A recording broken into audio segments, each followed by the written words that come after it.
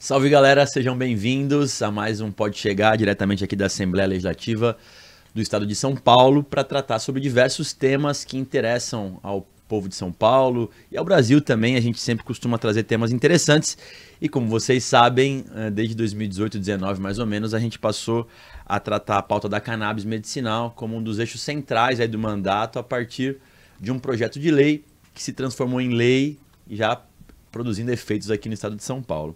E para falar sobre esse assunto, com muito prazer eu estou recebendo aqui a Priscila Gava Mazzola, que eu vou apresentar ela ao longo da nosso bate-papo, mas quero muito agradecer de antemão a gentileza, Priscila. Eu que agradeço, é um prazer. É isso. Bom, nossa convidada, vou fazer a leitura aqui do currículo dela, é farmacêutica, formada pela USP e docente da Unicamp. Com 17 anos de experiência no ensino superior, coordena o LafaTex, que é o Laboratório de Farmacotécnica e Cuidado em Saúde na Unicamp, e é referência em pesquisas com produtos naturais e sintéticos, especialmente de uso tópico. Desde 2017, tem se dedicado ao estudo de cannabis medicinal, atuando em ensino, pesquisa, extensão e consultoria técnica, com mais de 150 artigos publicados e colaborações nacionais e internacionais. Priscila também tem contribuído ativamente com associações de pacientes e órgãos reguladores, buscando avançar a regulamentação do uso medicinal da cannabis no Brasil, com atenção especial à saúde da mulher. Priscila, queria que você pudesse contar para a nossa audiência primeiro o que motivou você a passar a se dedicar também à questão da cannabis. Bom, Caio, eu gosto muito, né, de pesquisa, sempre gostei, então minha carreira sempre foi pautada muito pela pesquisa. Em 2017, recebi uma pessoa que eu não conhecia naquele momento, que veio lá com uma proposta de desenvolver produtos a partir de canabinoides sintéticos. Até aquele momento na minha vida, eu nunca tinha pensado em trabalhar com cannabis, nem os canabinoides sintéticos, nem os naturais, mas eu fiquei intrigada pelo desafio. E aí comecei a pensar a respeito. No fim, essa parceria naquele momento não aconteceu, né, para a gente desenvolver os produtos, mas essa ideia ficou na minha cabeça e aí comecei a ler sobre o assunto, ler sobre a cannabis e fui me encantando, porque é um assunto muito rico do ponto de vista científico, né? É uma planta que tem uma série de substâncias químicas com potencial terapêutico enorme e sempre esteve, né, no meio de uma polêmica muito grande. Eu sempre também costumo dizer que agora eu transito num lugar que eu estou numa bolha. Então parece que todo mundo entende da cannabis, aceita a cannabis, mas a gente sabe que isso não é verdade em termos nacionais ainda, né? Então também isso me motivou bastante a começar a pesquisar, a começar a estudar a cannabis. E já faz alguns anos que a gente está aí dedicado para isso também, né, dentro dos projetos. Nesse período que você foi procurado, você já estava na Unicamp? Já estava na Unicamp, estou na Unicamp desde 2008. E como é que foi a recepção, vamos dizer assim, da reitoria quando você passou a abraçar essa pauta? Como é que a Unicamp avalia esse tipo de pesquisa? Olha, eu sinto bastante apoio da reitoria e das pró-reitorias da Unicamp, no sentido de a gente fazer pesquisas inovadoras, né? Sempre tem ambiente para conversa, para a gente discutir junto à administração central. Então, eu sempre recebi muito apoio. É claro que existem alguns entraves legais para essa pesquisa e claro que existe essa preocupação institucional também. Mas em termos assim da reitoria e das pró-reitorias, eu sinto que há um apoio e um interesse em estimular as pesquisas, não só com cannabis, em todas as áreas. A Unicamp é uma universidade muito inovadora. Sim, sem dúvida, é um orgulho para a gente aqui, né? Tá conversando com alguém que está ali diretamente envolvido numa das universidades mais respeitadas do Brasil e do mundo. Eu imagino a resposta, mas eu gosto sempre de saber. E os alunos, quando o tema é cannabis, qual é a recepção deles? Olha, eles têm sempre muito interesse e muita curiosidade, né? Aliás, hoje, antes de vir aqui, eu dei a minha última aula da disciplina de cannabis medicinal, que é uma disciplina que esse semestre eu estou oferecendo para graduação, junto com 2 colegas da faculdade. Então, assim, é uma disciplina eletiva, por enquanto, mas sempre de turmas cheias. Os alunos não perdem as aulas e vêm conversar e dão até risada. Falam, meu pai fica orgulhoso que eu vou sair de casa às 7h30 para assistir a aula às 8 de maconha na universidade. Então, é sempre um motivo de piada. E como é um assunto que tem tanta polêmica e tal. Então, sempre são aulas animadas, aulas de muita discussão, muitas dúvidas, muitas preocupações e muitas angústias, né? Por que não pode tal coisa? Mas por que... E às vezes eu falo para eles, eu não sei por que não pode, né? Só sei que não pode. Enfim, então...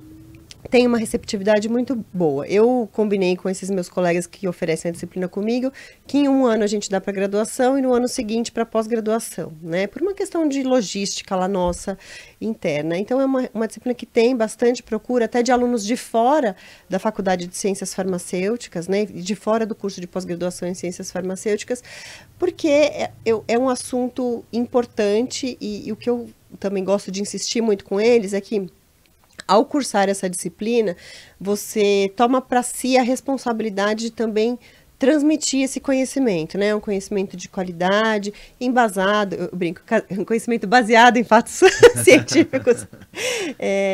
E acho que é importante a gente que está na universidade falar sobre esse assunto sem nenhum tabu, sem nenhuma preocupação, sem nenhum medo, para que a gente informe de fato e diminua essas restrições, essas bobagens, infelizmente, que se diz ainda a respeito de cannabis no Brasil. E é sobre isso que eu quero entrar agora. Assim, você falou, claro, do apoio da reitoria, das pró-reitorias, mas ainda existem entraves a serem enfrentados. Eu queria que você pudesse contar um pouco quais são esses entraves, qual é a dificuldade hoje que uma universidade, principalmente as públicas, ainda enfrentam para poder lidar sobre isso, para além do eventual preconceito que existe. Estou falando do ponto de vista ali material, de você ter acesso e tal. Bom, para a gente trabalhar com a cannabis, como ela está dentro ainda de legislações que impõem alguma restrição, o primeiro passo é solicitar junto à Anvisa uma autorização especial de pesquisa. Essa autorização especial de pesquisa é um processo composto de vários documentos, né? Tem as instruções lá no site da Anvisa, e é um processo bastante detalhado, né? Aí você junta todo o material, que inclui um resumo do projeto, quem vai te fornecer o material, e aí eu preciso comprovar que o fornecedor do material tem autorização para fazer isso, né? Enfim, aí eu já vou voltar nesse assunto da autorização. E aí a gente junta esse material e encaminha a Anvisa, que manda para a gente de volta, depois de um período, entre 45 dias e 3 ou 4 meses, uma autorização com validade, né, para a gente trabalhar com os produtos de cannabis. Então, a Anvisa é o órgão responsável por autorizar. É a Anvisa que autoriza, justamente por esses produtos ainda estarem dentro de legislações com alguma restrição. E aí a gente tem que depois, periodicamente, enviar relatórios e também um balanço, né, do material que você recebeu, que você usou, enfim. Agora eu gostaria de retomar aqui o ponto que eu disse que você, nesse processo, você diz lá, tal pessoa vai me fornecer os produtos de cannabis. E essa empresa ou essa associação de paciente precisa de uma autorização para transferir material para pesquisa. E as indústrias têm geralmente essa autorização, mas as associações de pacientes muitas vezes não têm na sua decisão, na decisão judicial, né, uma autorização para transferir o material. E eu acho que isso é uma perda, né, grande, porque as associações de paciente, elas têm interesse em pesquisa, primeiro, e tem uma quantidade de material grande, né, e material de qualidade para oferecer. Eu entendo que é um direito constitucional a gente fazer pesquisa, né, no Brasil. Então, acho que precisaria ainda de um olhar um pouco mais carinhoso para a gente poder receber o material das associações com finalidade de pesquisa. Perfeito. Nesse caso, então, vocês podem fazer a aquisição dos produtos de associações, mas também da indústria farmacêutica, das empresas cadastradas aí na Anvisa. Isso, ou por importação, desde que a empresa tenha autorização. Então, as indústrias farmacêuticas têm autorização de comercialização e algumas associações têm lá no seu salvo-conduto escrito que pode transferir material para pesquisa. Deixa eu aproveitar para fazer então um pouco de propaganda aqui, porque eu tenho um projeto de lei que, na verdade, incentiva e autoriza as universidades públicas a cultivarem para fins de pesquisa, né? O 563 é um PL que está aqui, tramitando na casa, eu consegui aprovar a urgência dele. É um passo ainda, vamos dizer, não tão grande assim, mas foi o mesmo passo que eu consegui dar quando eu consegui aprovar o projeto de lei que incluía cannabis no SUS. A nossa ideia é que as universidades possam cultivar sem precisar fazer aquisição, né? Afinal, a gente está falando de universidade pública que tem como você fazer controle, tem como você garantir qualidade também naquilo que está sendo cultivado. Então, só para poder alertar que a gente está atento a esse tema, e eu concordo contigo no sentido de que pelo menos as associações também já tenham isso no seu habeas corpus. Eu acho que é esse o termo que eles têm, né, de autorização de cultivo. Eu não sei se é habeas corpus ou salvo-conduto, eu não sei o legalês desses termos, mas enfim, eu acho importante mesmo. E agora as universidades terem a possibilidade de cultivar seria essencial do ponto de vista de pesquisa, porque a ciência da cannabis está começando ainda tem muito para se percorrer. Eu trabalho com 2 professoras, uma do CEPAGRE e uma da FEAGRE na Unicamp, com o objetivo, a gente tem um projeto escrito, né, que começa lá do estudo do solo, das condições de clima, de plantio, tem alunos envolvidos, mas a gente precisaria dessa autorização para poder, de fato, cultivar, fazer todo o processo que tem a ver com a iluminação, o clima, o solo, que eu nem sei falar disso, mas depois a extração, enfim. Sim. Não, e é importante falar disso, porque é uma planta, então cada detalhe faz diferença no produto final que a gente está falando aqui. Agora, é importante falar com você, eu até falei, com a Priscila eu vou ter um pouco mais de tempo, porque aqui é um momento central, porque as discussões, elas travam muito, do ponto de vista principalmente da lei aqui estadual, faltam pesquisas. E aí, por outro lado, eu converso com muita gente que fala, o Brasil é o país que mais produz pesquisas. E aí eu vivo nesse limbo, assim, de poder entender um pouco mais sobre isso. Queria que você pudesse contar, porque o Brasil produz muitas coisas sobre cannabis. Muitas. E ainda assim a gente tem alguns entraves, por exemplo, quando a gente quer se aprofundar um pouco mais sobre saúde pública, por exemplo. Onde é que mora esse problema, Priscila? Assim, as pesquisas que nós produzimos, elas não são suficientes para poder atestar uma capacidade, evidências robustas sobre cannabis, ou há um pouco de má vontade em relação ao que já está produzido? Olha, eu acho que a ciência da cannabis, ela é, como eu disse, né, muito ampla e ela está em vários aspectos, então desde lá do plantio até o paciente, né? Agora, quando a gente fala de embasar o produto, o medicamento, né, para chegar ao SUS, ele precisa ter, de fato, um embasamento científico, estudos clínicos que mostrem a importância. E nisso eu acho que a gente ainda falha.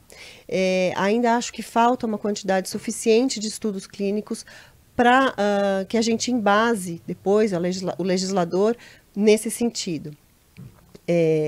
Porque a cannabis ela tem muitas indicações clínicas diferentes, para além daquilo que ela já está comprovada. Então, hoje no SUS, a gente tem as 3 síndromes raras da infância, mas a gente sabe que para muitas outras queixas, os produtos de cannabis e os medicamentos de cannabis seriam importantes. Acho que ainda falta pesquisa clínica em algumas áreas, muito embora haja indicações e relatos de uso com sucesso.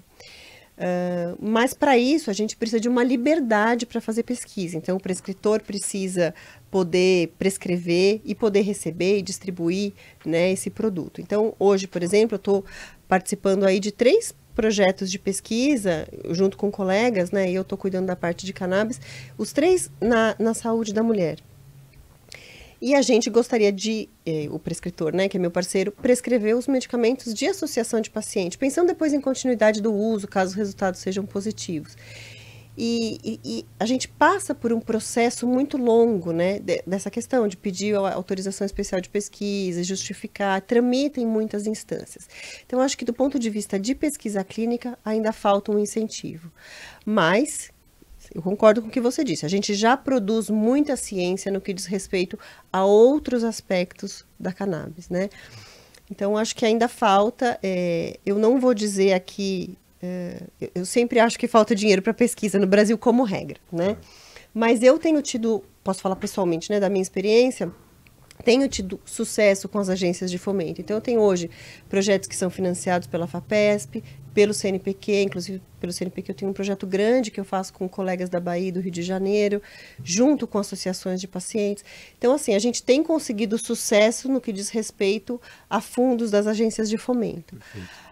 pelo menos lá no Lafatex, a gente tem tido sucesso ultimamente. Mas eu acho que a gente precisa ainda caminhar um pouco mais nesse sentido, propor verbas para isso e em todos os aspectos, incluindo a pesquisa clínica, que é o que vai fomentar depois a inclusão, né? E do ponto de vista da farmácia, me corrija, mas do ponto de tecnologia, quais são as principais pesquisas que a farmácia tem? Eu diria, por exemplo, a qualidade do produto final que está sendo entregue tanto por associações, por exemplo, quanto na farmácia, passa por análises do laboratório? Bom, o meu laboratório não trabalha exatamente com controle de qualidade, a gente trabalha com desenvolvimento de novos produtos, então qual que é o meu olhar, né? A legislação hoje, a legislação vigente no Brasil, que estava em consulta pública até recentemente, ela limita as vias de administração, né, para via oral e nasal, sendo que no Brasil não tem registro de produtos para via nasal ainda, e limita o tipo de produto. Então, hoje, o que se pode comercializar e registrar no Brasil são os óleos. Então, é o CBD, né, o canabidiol, numa matriz oleosa, e não pode se adicionar a esse produto outras substâncias. Qual que é o meu olhar de pesquisa no Lafatex? Desenvolver outros produtos para a saúde a partir dos canabinoides. E o racional para isso é muito simples, né? Se você for hoje a uma drogaria, para determinados princípios ativos, você encontra 8, 10 apresentações farmacêuticas diferentes. Você encontra comprimido, cápsula, supositório, solução, xarope, gotas, Pomada, enfim. né? Pomada. E para cannabis tem toda essa restrição, que eu não vejo justificativa, né? Então, o nosso olhar lá é de desenvolver novos produtos, incluindo até produtos para via oral, por exemplo, filme orodispersível para determinados grupos de paciente, ou até emulsões que corrigem o sabor, né? Porque os produtos de cannabis, eles têm um sabor bem marcante. E, por exemplo, pacientes do espectro autista, às vezes eles têm um paladar muito seletivo, então isso diminui a adesão deles, né, à terapia medicamentosa.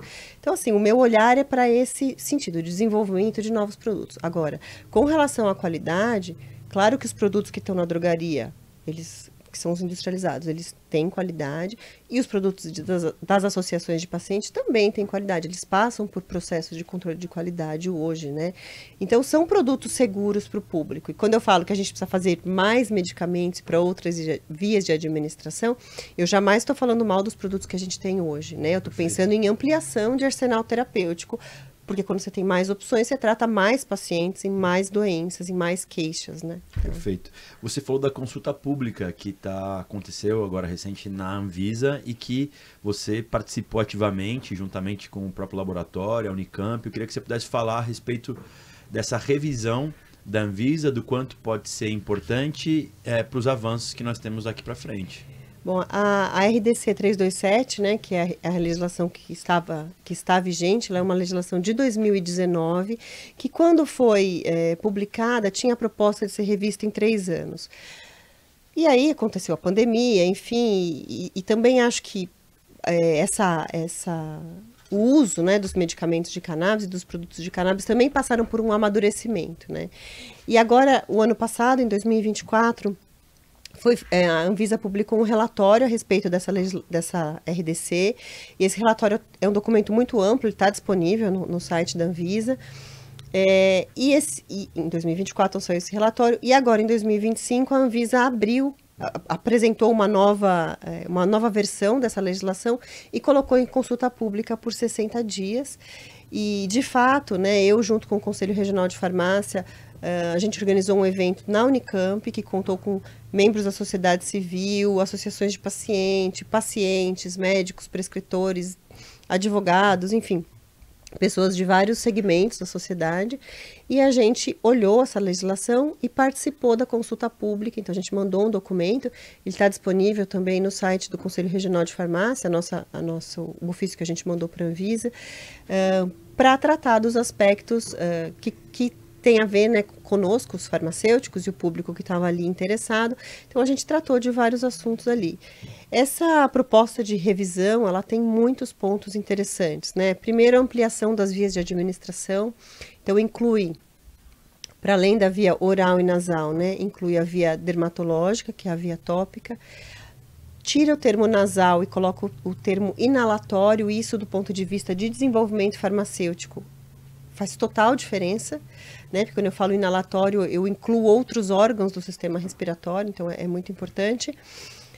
E outras vias de administração pela boca. Então, além da via oral, né, que quando eu falo de um medicamento de via oral, é um medicamento que eu coloco na boca e passa pelo meu trato digestório. Mas ele inclui a via bucal e a via sublingual. Então, um produto que vai ficar na cavidade da boca para iniciar a sua ação terapêutica no menor tempo. Então, esse é um ponto importante da legislação. E a legislação também acena para a abertura da comercialização de produtos na farmácia de manipulação. Essa é uma via de acesso super importante para a população, porque permite um pouco de personalização do medicamento. As farmácias de manipulação, elas estão espalhadas pelo Brasil inteiro. Demais. Né? As pessoas confiam na farmácia de manipulação, né? De fato, porque criam ali um relacionamento. Então, assim, a legislação tem algumas oportunidades importantes, essa revisão. Mas ainda tem muitos nãos, né? Ainda essa versão ainda tem muitos nãos. Mas, de fato, ela traz algumas melhorias importantes. E tem prazo, Priscila, para que eles possam reconhecer e finalizar esse documento?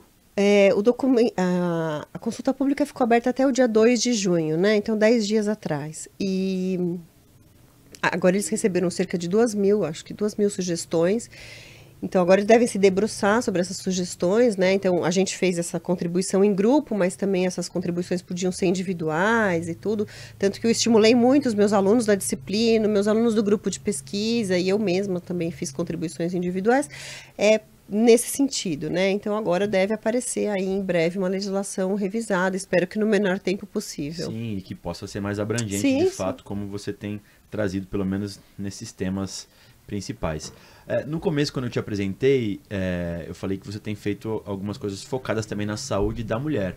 E eu queria que você pudesse trazer para a gente aqui, porque de alguma forma a gente já interagiu e tem até no edital de emendas que a gente fomentou do ano passado para esse, tem projetos que venceram ligados à saúde da mulher. Eu queria que você pudesse trazer um pouco do porquê a cannabis também com a saúde da mulher tem mais interação e quais são os focos principais aí de pesquisa. Bom, eu gosto sempre de dizer, né? Eu acho que eu até falo muito, porque eu sou professora, tenho o hábito de falar muito. Não, mas é que a cannabis, ela funciona porque o nosso corpo reconhece os ativos da planta. Então, a gente tem um sistema natural, que é o sistema endocannabinoide. O nosso corpo produz moléculas que são os endocannabinoides também. E é por isso que os canabinoides da planta ativam o nosso sistema endocannabinoide. E a gente tem receptores canabinoides no corpo todo, em todos os tecidos, nos músculos, nos órgãos, na pele. E depois do sistema nervoso central, um lugar onde há uma concentração altíssima de receptores canabinoides é o sistema reprodutor feminino.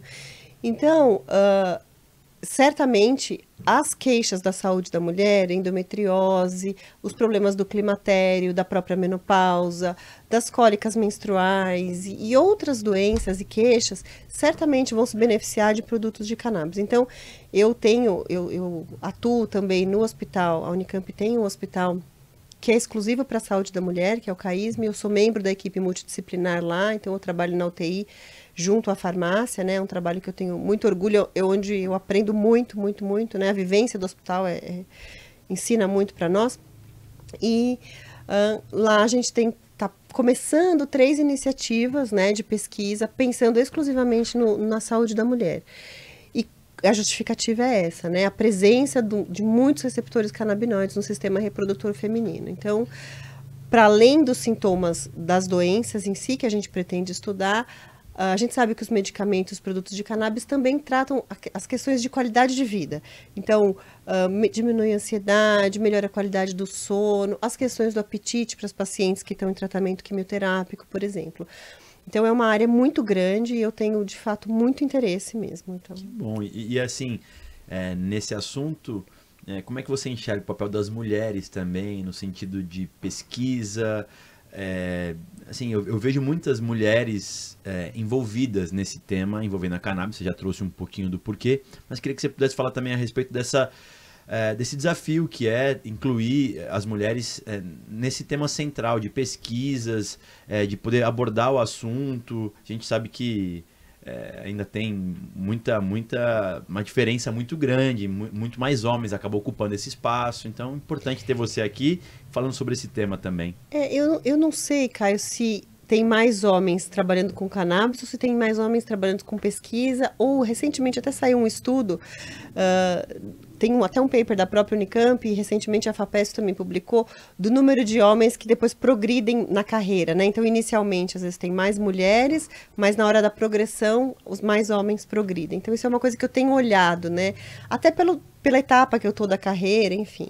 Bom, o Lafatex é um grupo que hoje praticamente só tem meninas e mulheres cientistas. Eu até brinco, né, que são as maconhistas, maconheiras e cientistas. É só uma brincadeira, né? Mas nesse universo da cannabis tem muitas mulheres pesquisando, e eu tenho interagido com muitas mulheres, né? Não só no estado de São Paulo, mas pelo Brasil inteiro tenho tido essa oportunidade. Mas aí eu não acho que é uma limitação da cannabis, acho que é uma limitação da pesquisa, e acho que precisamos incentivar, né, que haja mais mulheres também fazendo pesquisa. A Unicamp recentemente lançou um edital só para mulheres, inclusive, e eu acho que a gente precisa, de fato, estimular essa participação feminina, né? Há poucos anos atrás, quem trabalha, né, com pesquisa, a gente tem um currículo que está disponível na internet, que é o currículo Lattes. E não faz muitos anos que a gente pôde inserir lá os nossos tempos de licença maternidade. Eu inseri com muito orgulho, que acho que a minha produção mais importante é essa, sem dúvida nenhuma. E eu também recentemente incluí lá no meu textinho de apresentação, que eu sou mãe da Elise e da Cora, que eu acho que faz toda a diferença. E essa coisa da maternidade, ela tá presente em toda a minha trajetória de trabalho também. Mas eu acho que a questão da presença da mulher, ela precisa ser estimulada em todos os segmentos da sociedade, não só nesse, mas na universidade também. A gente comentou aqui em off de como é que você enveredou para a farmácia. E quais conselhos você daria para uma jovem, por exemplo, que está acompanhando a gente aqui, que tem interesse em ir para essa área mais de pesquisa? O que você orientaria a ela?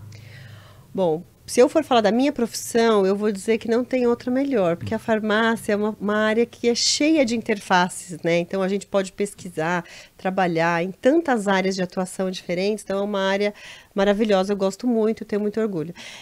Mas a área da pesquisa, eu acho que a gente precisa, no Brasil, criar essa cultura da pesquisa, né?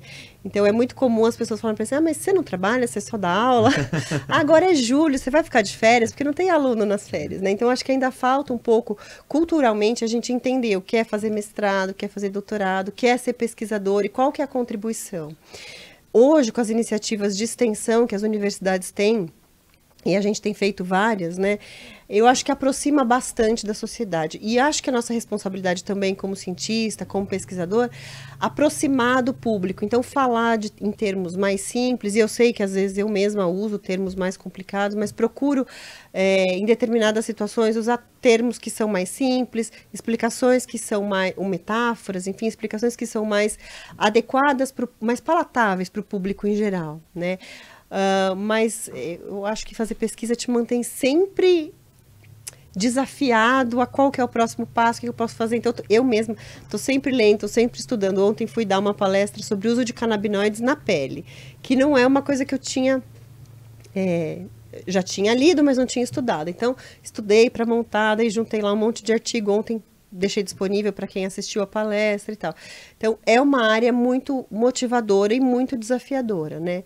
Mas é claro, eu também não quero romantizar. É difícil a gente levantar dinheiro para pesquisa, é difícil a gente manter os alunos motivados, porque eles precisam de bolsas para viver, e as bolsas precisam suprir as necessidades mínimas, né? Eu sei que eu vim de uma situação familiar bastante privilegiada, então fiz doutorado direto e tinha o apoio, sempre tive até hoje, né, o apoio dos meus pais, mas naquele momento, então, o apoio financeiro também, que me permitiu fazer doutorado, me permitiu ficar 2 anos do meu doutorado no exterior. E, claro, eu contei com bolsas de agência de fomento, mas eu contei muito com este privilégio também, que é isso, é um privilégio, não é todo mundo que tem acesso, né? Então, a gente precisa dar mais caminhos para quem quer fazer pesquisa, sejam homens, sejam meninas ou meninos e mulheres, né? Que bom. A gente falou aqui, Priscila, que você passou a buscar mais sobre cannabis, voltando para o tema, a partir de 2017. Mas a gente sabe que desde 2015 os produtos já são disponíveis aqui no Brasil, a partir de uma decisão da Anvisa, principalmente. Mas de lá para cá, algumas coisas avançaram, outras ainda seguem avançando. Mas queria que você pudesse falar também a respeito, por exemplo, da iniciativa de inclusão no SUS desses produtos. O quanto isso pode democratizar o acesso e o quanto isso também pode ajudar vocês que fazem uma pesquisa mais aprofundada nas universidades públicas, porque a saúde pública já é algo consolidado no Brasil, mas tem ainda muitas coisas a avançar. Queria que você pudesse falar como iniciativas como essa, que parecem um pouco pequenas, podem ser importantes para um processo mais robusto como o que você vive. Quando eu conto, né, para os alunos da inclusão dos produtos de cannabis, no canabidiol no SUS, eles questionam, né, por que só 3 doenças e tal. E eu sempre gosto de reforçar dizendo que é um primeiro passo muito importante, né? Nós temos que começar de algum lugar, né, Caio? Não dá para também já querer começar do perfeito. A gente tem que caminhar, né, a partir de algum lugar, e acho que é uma iniciativa importante. No entanto, hoje, né, pensando em termos estaduais, que a gente tem apenas as 3 síndromes raras da infância, acho que a gente tem ainda um caminho a avançar. Porque o que acontece? Quando uma paciente minha lá passa por um médico, mesmo que ele prescreva o medicamento de cannabis para insônia ou para ansiedade, ela não pode receber esse medicamento do Sistema Único de Saúde. Ela tem que arrumar a partir de uma outra via de acesso, né? Que nem sempre é simples, ou barata, ou, né, que tenha um custo que caiba ali no orçamento familiar ou daquela pessoa. Mas é, de fato, um início. Acho que a gente precisa brigar pela ampliação. Recentemente, a Secretaria de Saúde do município, né, ampliou, colocando sintomas do climatério, dor neuropática, enfim, isso é uma coisa muito recente, acho que não tem nem um mês, né? É isso aí. Ainda estamos discutindo o fluxo disso, mas é um sinal, né? Um sinal positivo. É um sinal super positivo, né? E a gente sabe que outras prefeituras em outros estados têm também caminhado nesse sentido, e governos estaduais também, né? Então, assim, o fato do produto estar no SUS, ele estar disponível para a população é um passo importante, a gente não deve menosprezar, mas acho que cabe a nós também brigar para ampliação de outras queixas, né? E outros sintomas de várias doenças distintas e tudo. Porque não é... Eu entendo que para algumas doenças mais graves, isso seja talvez mais urgente e prioritário. No entanto, eu não consigo dizer que uma pessoa que tem insônia é menos importante do que uma outra queixa, porque a qualidade de vida, né? Quando a gente pensa em saúde, a gente pensa em saúde global, né? Não são só os parâmetros bioquímicos estarem ok, né? E se você tivesse condição de poder ajudar, por exemplo, no sentido de um próximo passo que seja cauteloso, mas importante, dentre as patologias contempladas, para onde você iria, Priscila? Acho que o primeiro lugar para as dores, né? Dor crônica, dores crônicas, porque daí você engloba muitas doenças, Sim. né? Porque a dor pode ser um sinal, um sintoma de doenças diversas, né? Acho que o primeiro lugar eu ampliaria para a dor. Nesse caso, a gente estaria falando de, principalmente, produtos que tenham compostos com THC ou não necessariamente? Olha, Caio, o THC é um capítulo à parte, porque ele acaba que entra na legislação dentro de muitas restrições ainda. E eu acho uma pena isso, né? Porque é uma molécula que tem um potencial terapêutico importante, que precisa ser estudada. E a gente sabe que muitas vezes a terapia combinada do CBD com THC é a terapia ideal para o paciente. A legislação hoje impõe um limite de THC, né? 0,2, né? Acho que é 0,2 ou 0,3%, acho que nessa revisão da 327 vem 0,3%.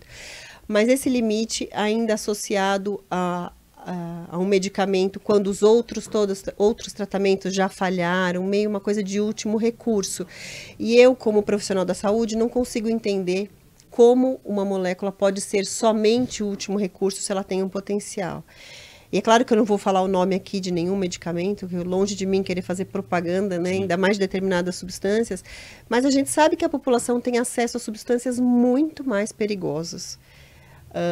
E fazem uso, muitas vezes, até sem prescrição médica, ou, né, que são substâncias que de fato causam dependência, com eventos adversos graves conhecidos, né?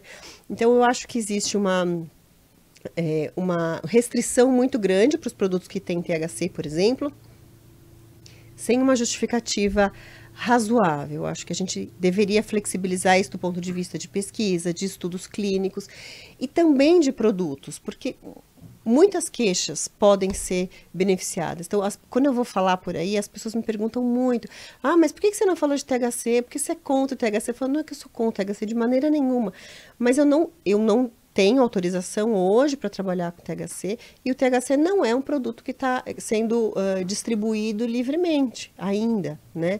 Então, acho que falta esse olhar também. Acho que é nossa responsabilidade também ampliar. Sim, e na lei a gente tem a previsão, inclusive, do THC. Então, o governo, claro, ainda nessa primeira fase, é um CBD praticamente isolado, que está sendo fornecido pelo SUS, mas na lei principal ainda tem isso, é que aí teríamos uma nova fase de licitação nova, que envolve uma série de nuances, mas eu concordo contigo aí sobre dor crônica, é uma das nossas lutas emergenciais, aí, pela quantidade de pessoas que poderão ser atendidas a partir disso. Porque se você falar de dor crônica, você inclui, por exemplo, uma mulher que tem dor oncológica exatamente, e outras várias neuropáticas. Priscila, eu sempre fecho aqui o nosso bate-papo perguntando para o meu convidado, minha convidada nesse caso, para que ela pudesse fazer uma reflexão sobre os próximos anos que tem pela frente. A gente está em um ano que é bastante decisivo, né? Tem uma questão do STJ, que teve uma decisão que obrigou o governo a falar sobre o cultivo do cânhamo no Brasil. A gente está numa fase... Eu li hoje, né? Até 30 de setembro. 30 de setembro. O governo já empurrou um pouco. Essa decisão era para ter sido em maio, mas o governo empurrou um pouquinho. Então, eu queria que você pudesse falar sobre as suas perspectivas para os próximos anos aqui no Brasil. Desafios, vitórias. O que você imagina para o tema da cannabis medicinal no Brasil? Tem dias que eu tô super otimista e tem dias que eu falo para minhas alunas: gente, vamos vender coco na praia, que tá muito difícil. Mas assim, tentando pensar no meio termo, eu acho que a gente vem aí numa crescente de boas notícias, né? O ano passado, acho que teve muitas notícias interessantes. Então, a cannabis voltou para a farmacopeia brasileira depois de muitos anos que ela esteve ausente. E isso eu acho que é um indicativo de que ela deve ser pesquisada, que ela é um produto de interesse médico e farmacêutico. Tem essa questão do cultivo do cânhamo, que também saiu em novembro do ano passado, né, para ser implementado. Tem a revisão da 327, que também o ano passado. Então, acho que a gente está num momento em que tem muitos olhares voltados para isso. E eu acho que é o momento da gente... e aí eu estou falando como pesquisador, como cientista e como alguém da universidade, é o momento da gente brigar por ampliação, brigar por acesso, brigar pelo direito de fazer pesquisa, né, com menos entraves, né, pensando na qualidade da pesquisa que a gente produz no Brasil. Então, assim, eu acho que a gente está num momento importante de ampliação. Acho que ainda precisa de um olhar para as associações de pacientes, e eu não posso perder a oportunidade, né, de estar aqui falando com tanta gente e não falar das associações de pacientes. Então, a gente precisa de uma maneira de enxergar essas associações, dar o direito a essas associações trabalharem com segurança, porque você sabe tanto quanto eu que a gente só está aqui falando isso, desse assunto, eu só estou na sala de aula falando disso, eu só vou a inúmeros congressos falar disso, porque antes de mim vieram muitas mães brigar pelo medicamento dos seus filhos. Foi assim que você chegou nesse assunto também, né? Você conta isso sempre. E essas mães, essas famílias que montaram as inúmeras associações de pacientes que estão no Brasil inteiro trabalhando. Então, apesar de eu ter um olhar de fato otimista, eu tenho, por exemplo, essa preocupação. Quando é que a gente vai ajudar as associações a trabalharem em paz, não ficar nessa situação de perde liminar, ganha liminar, briga na justiça, perde o direito, leva as plantas não sei para onde, tem que buscar as plantas não sei de onde, né? Então, assim, e eles atendem tantos pacientes, inclusive alguns a custo baixíssimo ou custo zero, né? Então, esse é um ponto que me preocupa, é um ponto que eu sempre gosto de lembrar, né? Inclusive, no evento que a gente montou lá sobre a 327, eu também falei isso quando eu tive a oportunidade de falar, de dizer, olha, essa legislação aqui não menciona as associações de pacientes, quando que a gente vai olhar para isso também, né? E pensar, né, que essas associações precisam também de acesso à universidade para fazer pesquisa. Mas eu acho que a gente está num momento decisivo, acho que os passos que a gente tem possibilidade de dar são passos importantes no sentido de ampliar o acesso, de ampliar a informação, né? Eu dou bastante aula, já 3 ou 4 anos, para a terceira idade na Unicamp, aula de cannabis medicinal, também são turmas cheias, é um programa de extensão da Unicamp. E eles fazem muita pergunta, eles vêm com muita dúvida, muita curiosidade. Então, assim, acho que a gente está no momento de divulgar esse assunto, de conversar sobre ele em todas as esferas. Então, assim, eu tenho esperanças de que, se você me convidar daqui a um ano, eu vou falar, nossa, Caio, você não sabe, agora eu posso trabalhar com o que eu quero, com a raiz, com o caule, com a semente. É isso aí. Eu espero. A gente vai estar nessa luta juntos, então, Priscila. Sim. Quero muito te agradecer, na verdade, era muito importante poder ouvir um pouco do campo da pesquisa, né? Você que é professora, doutora, e hoje orienta vários alunos, e para além dos alunos, está falando também sobre pessoas aí, nesse caso idosos, tratando do tema de forma bem abrangente. Então, em nome da Assembleia, quero te agradecer pela visita aqui, agradecer também pela Unicamp, né? De alguma forma você representa aqui a universidade, que é uma universidade que a gente tem muito orgulho de poder estar aqui em São Paulo, de ser paulista e de poder difundir tanta boa informação Brasil afora. Então, suas palavras finais, já agradecendo mais uma vez a sua gentileza de estar conosco. Eu que agradeço, Caio. Você faz um papel muito importante nesse assunto da cannabis. E lá em Campinas a gente também, né, tem a vereadora Paola, que também está sempre nessa luta, eu gosto sempre de mencionar. E acho importante que a gente junte forças nesse sentido. Também sempre agradeço aos meus alunos do Lafatex, que sem eles, ou melhor, sem elas, que quem trabalha com cannabis são só meninas hoje em dia, eu não poderia sair falando por aí, porque o que a gente faz de pesquisa eu faço junto com as alunas. Então é um orgulho também falar, né, em nome da Unicamp, de alguma maneira, que é uma universidade séria e reconhecida. Então eu agradeço aqui, fico à disposição sua, dos seus ouvintes, para falar sempre desse assunto e de outros também. E agradeço o convite. Boa. Imagina, olha, a gente deixou aqui o arroba da Priscila para que vocês possam acompanhar, mas o Lafatex também tem um Instagram bem movimentado. Então, acho que quem depois quiser conhecer é Lafatex. É Lafatex com cs.unicamp.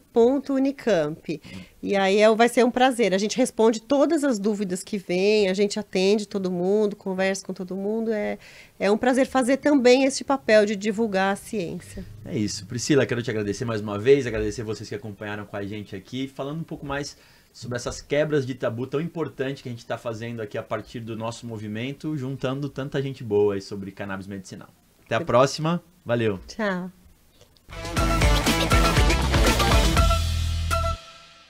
Oiê, acabou o podcast aqui, beleza?